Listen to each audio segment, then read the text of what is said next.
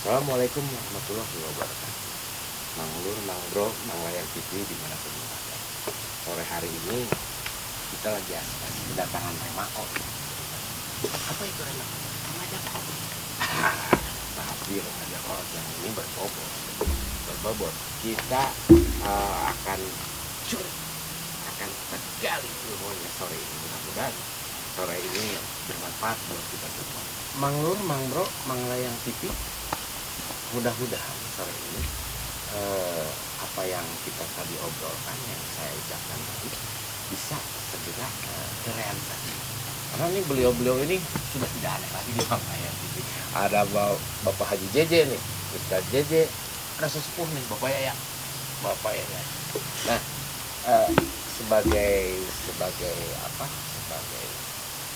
pemuda zaman sekarang menanyakan banyak sekali yang diobrolkan tentang muhasabah. Itu gimana muhasabah tuh? Definisi sebetulnya seperti apa Pak Ustadz? Tolong dijelaskan, mudah-mudahan pertanyaan ini juga mewakili para netizen dari para Mang Layar TV.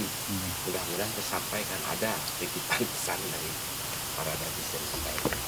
Kang Bayu katanya itu muhasabah nih. Kenapa muhasabah? Karena mungkin introspeksi diri atau apa hijrah atau bagaimana, karena banyak sekali langkah-langkah sekarang peribadatan yang banyak melenceng nih di zaman-zaman sekarang itu. Mudah-mudahan Pak Ustadz bisa memberikan pencerahan. Kira-kira gimana tuh pencerahan sore ini yang bisa dipetik oleh kita? Betul ya? Muhasabah itu ya. Muhasabah ya. Ya, assalamualaikum warahmatullahi wabarakatuh. Sahabat-sahabat Mang Layar TV yang saya banggakan, yang saya cintai, yang saya kagumi. Alhamdulillah kita bisa bertemu kembali dengan sahabat-sahabat di Mang Layar ini dalam rangka suasana yang sangat santai, sangat menikmati ya. Supaya lengkap apa yang ditanyakan Pak Bayu tadi, mungkin kita coba masuk dalam sebuah materi aja dulu ya, nanti bisa terjawab sendiri.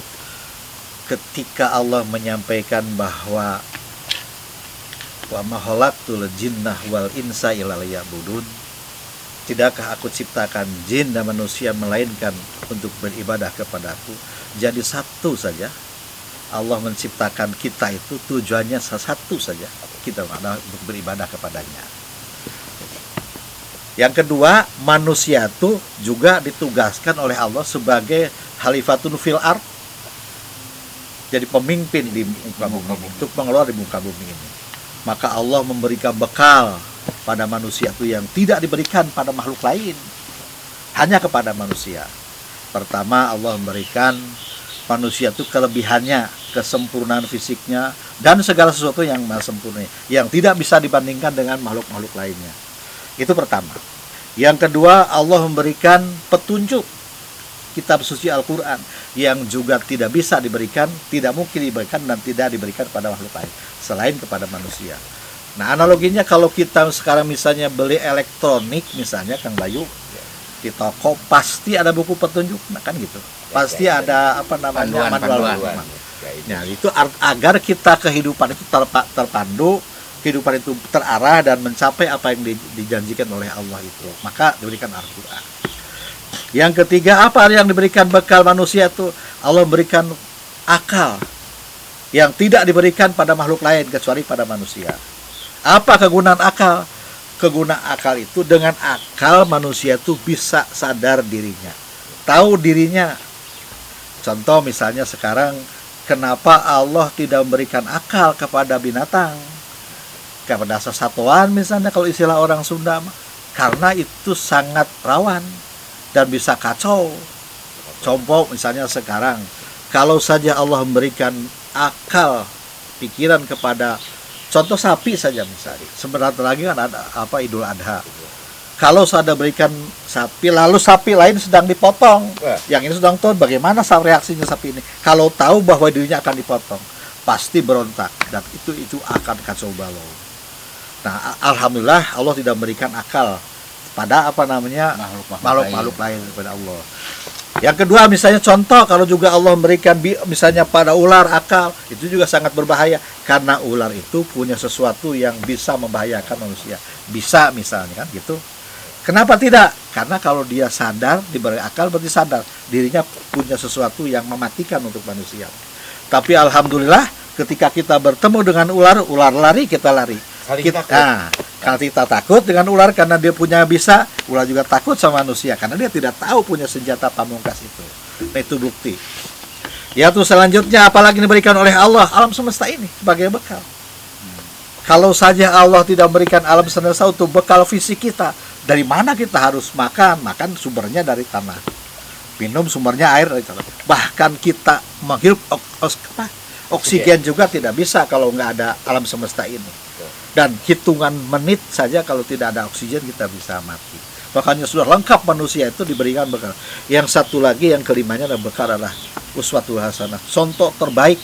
Jadi ada contohnya Muhammad Rasulullah yang sejenis dengan kita manusia. Ada kitab panduannya Al-Quran. Ada untuk kehidupannya alam semesta. Ada lagi misalnya untuk menentukan, memikirkan, memilah-milah adalah akal dan pikiran. Dan juga dibentuk yang paling sempurna. Jadi 5 bekal ini hanya diberikan kepada makhluk yang bernama manusia, Pak Bayu. Nah jadi maka bersyukurlah. Nah terus ayat lain katakan, Kullu nafsin zaikatul maut. Tiap-tiap yang bernyawa akan menghadapi kematian. Jadi kematian itu sesuatu yang pasti akan datang dan sesuatu yang tidak pasti kedatangannya. Jadi dunia itu yang paling pasti adalah kematian, yang paling tidak pasti juga kematian. Pasti akan datangnya, tidak pasti kedatangannya. Gitu. Makanya bagaimana ketika Allah masih berikan kesempatan pada kita nih masih sehat untuk mencari bekal gitu agar nanti sesuai dengan janji Allah tadi. Bahwa Allah menciptakan manusia itu untuk beribadah kepada Allah SWT. Tangan gitu. Tarusan pausan. Tajik kumpang mengayat kumaha. Tentang muhasabah. Abdi bararoskeun ka Pak Ustad. Ya. Mudah-mudahan patarosan ieu biasa didangu khusus ku kru manglayang TV, pamirsa manglayang TV sareng ku umum sadayana. Apa pertanyaannya? Pertanyaannya sakti. Nah, dalam hijrah itu hijrah mekanik dan hijrah akidah. Nah, kan hijrah mekanik mungkin dari segi dia bunten biasa dagang anu dan jika anu itu hijrah mekanik mungkin jadi.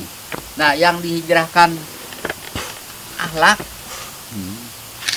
nah dihijrahkan akhlak apa? Oke, Pak Bayu, Payat. Jadi sebenarnya pertanyaan Payat itu bagus banget itu. Ya, berat itu pertanyaannya, sangat berat itu. Orang saya iya katanya mekanik harus saya. Jadi gini aja. Luar biasa mungkin. Atau biasa di luar kali ya. Ya begitulah kita. Jadi definisi hijrah dalam apa namanya, dalam hal ini ya, dalam hal ini itu adalah definisi hijrah itu bisa saja kita dari hal yang baik, hal-hal yang buruk menjadi hal yang baik. Artinya tadinya dari kurang ibadah ditingkatkan menjadi ibadah, itu juga hijrah. Atau misalnya hijrah dalam arti fisik, misalnya sekarang dari daerah yang tadinya rawan kejahatan, rawan ketidakbenaran, rawan kemaksiatan, kita hijrah ke tempat yang lebih baik. Itu juga sama hijrah. Jadi beraneka ragam definisi hijrah atau jenis-jenis hijrah. Tapi yang paling penting adalah hijrah diri kita. Nah, hijrah diri kita ya artinya dari kita sekarang biasanya kurang ibadah ditingkatkan ibadahnya. Ada beberapa syarat yang untuk bagaimana supaya hijrah itu kita bisa terarah. Yang pertama, hijrah itu adalah kita harus mencari ibadah-ibadah yang itu dapat menghapuskan dosa. Cari amalkan semua jenis-jenis ibadah yang itu berpahala menghapuskan dosa. Yang kedua, hindari juga perbuatan-perbuatan yang merusak pahala. Jadi artinya kita untuk hijrah itu sebenarnya memperbaiki dari tidak husu menjadi husu, dari tidak baik menjadi baik, dan jadi jumlahnya tadi misalnya sunnah cuma segitu-gitu aja tambah menjadi lebih banyak jumlahnya, atau misalnya jumlah sudah dianggap cukup, berarti kualitas ibadahnya kita tingkatkan. Yang selanjutnya kita tambah dengan ibadah-ibadah tadi supaya menutupi yang kurang. Apa ibadah yang pahalanya besar tapi ringan dalam pelaksanaannya, antara lain ibadah. Yang selanjutnya adalah bagaimana supaya juga kita bisa terhindar dari azab Allah, karena adab itu di dunia itu ada azab kematian yang buruk, yang hina. Kedua ada sakratul maut, dan dia ada azab kubur, ada azab mizan, ada azab padang mahsyar, ada azab jembatan Shiratal Mustaqim, ada azab jahanam. Kita carilah ibadah-ibadah yang bisa menyelamatkan dari azab itu. Alhamdulillah mungkin sedikit banyaknya sudah tangkap dan mudah-mudahan bisa melaksanakan. Biarpun sedikit demi sedikit ya, tapi kita mencoba dari hijrah tadi ya Pak Haji. Mungkin saya boleh tambahkan Pak Haji masalah hijrah ini. Sangat boleh. Untuk masa dalam ya. Ya. Nah, masalah dalam mungkin saya punya 3. Hijrahkan itu pola pikir mungkin Pak Haji. Ya, pola laku, pola tindak. Nah, itu mungkin salah satunya dari hijrah itu mungkin bisa berkaitan Pak Haji mungkin ya. Pola Bisa. pikir, Nah, pola laku, pola tindak. betul. Hijrahkan. Contoh, yang biasa kelakuannya ngaco, ubahlah sedikit. Yang punya biasa pikiran ngeras aja, kotor, rumak, coba ke arah positif. Berarti Nah. ini mah menambahkan Pak ya. Menambahkan saya juga ya tadi Dari perjalanan hidup kalau boleh. perjalanan hidup punya itu. Nah sekarang pola tindak. Nah tindakan biasa arogan, ya radikal, coba kita perhalus dengan tata krama yang lebih bagus. Maksudnya Siap. kesini gitu. Nah, bagi siapa aja yang mau berhijrah, Siap. Bagus. Tambahan nih. nah, mungkin itu segi tambahannya Pak Haji. Ya, pola pikir, pola laku, pola tindak. Tindak ya. Pola baju. Pola baju mah bagian mana? Oke Bang Hayang TV, begitulah obrolan singkat dengan para peserta kita. Mudah-mudahan momen-momen ini bisa kita ambil manfaatnya, kita memperlihatkan ibadah kita. Mudah-mudahan suasana ini menjadi barokah buat kita. Assalamualaikum warahmatullahi wabarakatuh. Waalaikumsalam warahmatullahi wabarakatuh.